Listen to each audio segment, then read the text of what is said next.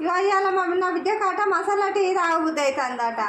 ఇక అల్లం, చెక్క, మిరియాలు, ఇలాచి ఇక దంచుతాను ఫ్రెండ్స్. ఇక నేను చేస్తాను, ఛాయ్ చేస్తాను. ఇక ఆమెకు తలకాయ మసాలా టీ చేయమ్మా, మసాలా టీ చేయమ్మా అని ఊకంటుంది. ఇక చేస్తాను ఫ్రెండ్స్.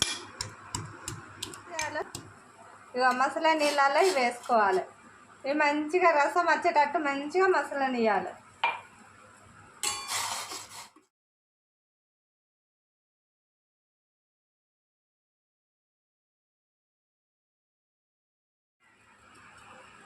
మసిలింది కదా ఫ్రెండ్స్. ఇగో ఇప్పుడు పాలు పోస్తాను. మంచిగా మసాలా దాకా ఉంచితే మస్తు ఉంటుంది. ఇక తాగాలనిపిస్తుంది ఫ్రెండ్స్. టీ బాగుంటుంది. తలకాయ నొప్పి, జలుబు, గొంతు నొప్పి ఇవన్నీ పోతాయి ఫ్రెండ్స్.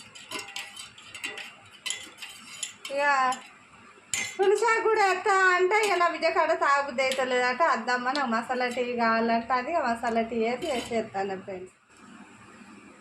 నువ్వు అయితే కలుపుకోవాలి ఫ్రెండ్స్. మంచిగా హెడేక్లు ఎత్తానని అంటుంది నా బిడ్డ.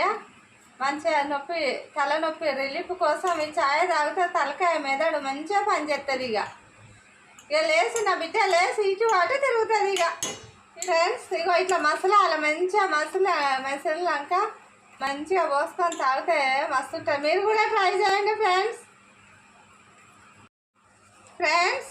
ఇక అల్లం, ఇలాచి, మిరియాలు, చెక్క ఇవన్నీ దంచుకొని ఇట్లా మసాలా పెట్టుకోవాలి ఫ్రెండ్స్.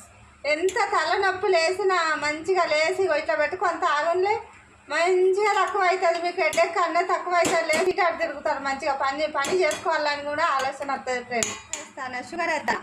ఇక మసాలా పెట్టి కొంచెం మంచిగా 2 పొంగులు వచ్చేదాకా మసాలా పెట్టి రిలీఫ్గా ఉండండి. డ్యూటీలో పోయేస్తారు కదా ఫ్రెండ్స్ మీరు.